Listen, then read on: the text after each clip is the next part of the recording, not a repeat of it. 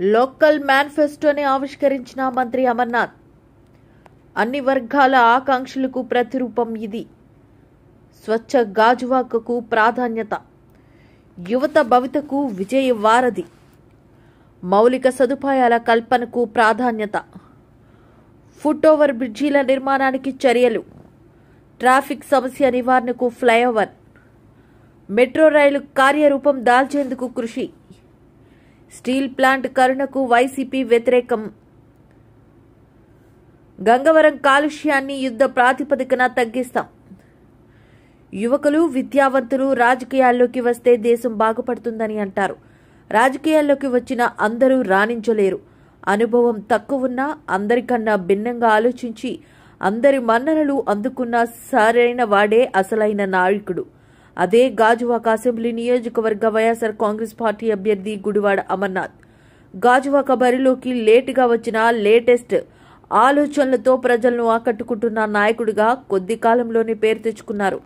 ఎన్నికల్లో పోటీ చేసే పార్టీల అధినేతలు తాము గెలిస్తే రాష్ట్ర అభివృద్ధికి తామేం చేస్తామన్నది ఎన్నికల మేనిఫెస్టోలో తెలియజేస్తూ ఉంటారు. నిర్ణయం తీసుకున్నటువంటి దాంట్లో భాగంగా ప్రజల చేత,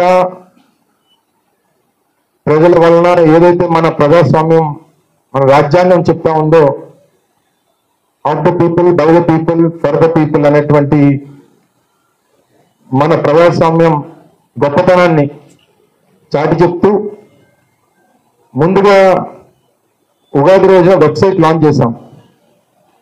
ఈ వెబ్సైట్ ద్వారా ప్రజల తాలూకా అభిప్రాయాల్ని, ఇండివిజువల్స్ తాలూకా ఆలోచనల్ని రానటువంటి కాలంలో గాజువాక నియోజకవర్గం ఏ రకంగా ఉండాలి అనేటువంటి అభిప్రాయాన్ని ప్రజలు అనుకుంటా ఉన్నారు. వాటన్నిటినీ కూడా తెలుసుకునేటువంటి దానికి లోకల్ మేనిఫెస్టోకి సంబంధించినటువంటి ఒక వెబ్సైట్ లాంచ్ చేయడం, తర్వాత సోషల్ మీడియాలో కూడా ప్రమోషన్స్ చేసాం.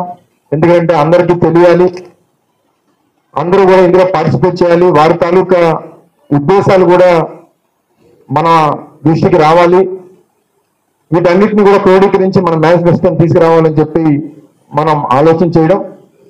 ఇది వేలాది మంది వారి తాలూకా అభిప్రాయాల్ని, వాళ్ళ ఇన్పుట్స్ అన్ని కూడా మనకు తెలిసేటువంటి విధంగా వారి అభిప్రాయాలన్నింటినీ కూడా తెలియజేసేటువంటి కార్యక్రమం చేశారు.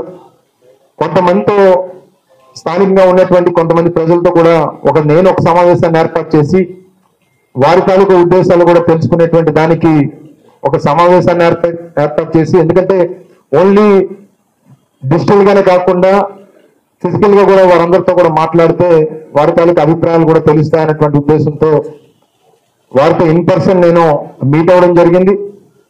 తర్వాత ఎక్స్పర్ట్ ఇన్పుట్స్ కూడా, ఎందుకంటే టౌన్ ప్లానింగ్ లో ఉన్నటువంటి వారు, రిటైర్డ్ ఆఫీసర్స్, లేదా పబ్లిక్ హెల్త్ లో ఉన్నటువంటి రిటైర్డ్ ఆఫీసర్స్, లేదా సోషల్ ఇన్ఫ్రాస్ట్రక్చర్ స్పందించినటువంటి వారు, స్పోర్ట్స్ కి సంబంధించినటువంటి వారు, టూరిజం కి సంబంధించినటువంటి వారు, రకరకాలైనటువంటి అభిప్రాయాలను కూడా కొంతమంది ఫిజికల్ గా కూడా రాసి పంపించారు. వాళ్ళతో కూడా మనం ఇంటరాక్ట్ అయ్యి వారి తాలూకు అభిప్రాయాలు కూడా తీసుకొని ఈ మేనిఫెస్టో అంతా కూడా ప్రిపేర్ చేయడం జరిగింది. సో ఇది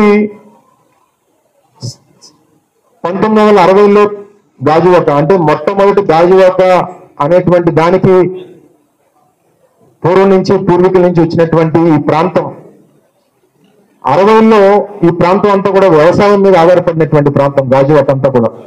ఉదాహరణకి ఇప్పుడు ఉన్నటువంటి ఈ పక్కన ఉన్నటువంటి BHPV కానీ, పక్కన ఉన్నటువంటి హిందుస్థాన్ జింక్ కానీ, ఈ పక్కన ఉన్నటువంటి ఆటో నగర్ కానీ, ఇండస్ట్రియల్ ఏరియాస్ కానీ, పెదగంటేడు కానీ, లేదా ఇప్పుడు ఉన్నటువంటి మన ప్రాంతానికి తలమానికంగా ఉన్నటువంటి విశాఖపట్నం స్టీల్ ప్లాంట్ కానీ, ఇవేవి కూడా అప్పట్లో 60లో పరిశ్రమలు లేవు ఇక్కడెక్కడ కూడా.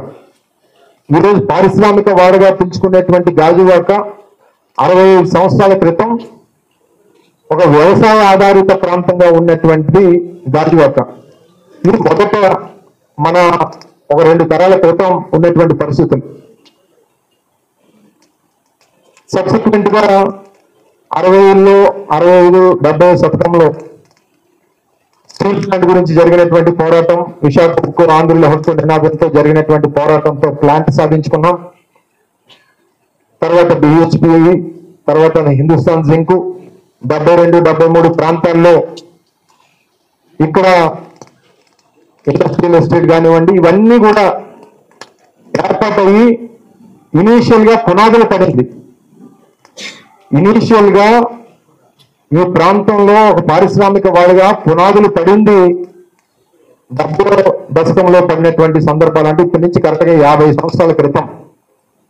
ఆ రోజు ఇక్కడ ఉన్నటువంటి పెద్ద కుటుంబాలు, లేదా అప్పుడు నాయకత్వం చేస్తున్నటువంటి కుటుంబాలు ఆ రోజు చొరవ తీసుకొని అక్కడ ఉన్నటువంటి పరిస్థితుల మేర ఇక్కడ పరిశ్రమలు వస్తే, ఇక్కడ పారిశ్రామిక వాడిగా ఈ ప్రాంతం అభివృద్ధి చెందితే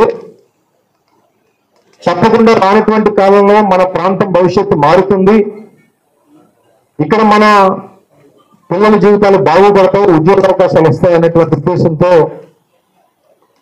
ఆ రోజు పెద్దలందరూ కూడా పునాదులు చేశారు. అప్పట్లో మా తాతగారు అప్పన్న గారు ఆ రోజు శాసనసభ్యుడిగా కానీ, లేదా అప్పుడు ఉన్నటువంటి చాలా మంది సమితి ప్రెసిడెంట్లు కానీ, అప్పుడు ఉన్నటువంటి నాయకత్వాలు కానీ, ఎందుకంటే పూర్వం మీ అందరూ తెలుసు, ఏదన్నా ఒక ఊర్లో ఆ ఊరు పెద్ద భూమి ఇస్తే తప్ప మిగిలినటువంటి వారు ఎవరు కూడా ముందుకు వచ్చేవారు కాదు. ఉదాహరణకి హిందుస్థాన్ జింక్ లో మా భూములు పోయాయి, డిఎస్పీలో భూములు పోయాయి, ఈ ఆటో నగర్ సంబంధించి కానీ ఏపీఎస్సి సంబంధించినటువంటి ఇండస్ట్రియల్ ఎస్టేట్ లో భూములు పోయాయి, కొంతమంది మన విశాఖపట్నం స్టీల్ ప్లాంట్ లో భూములు పోయాయి.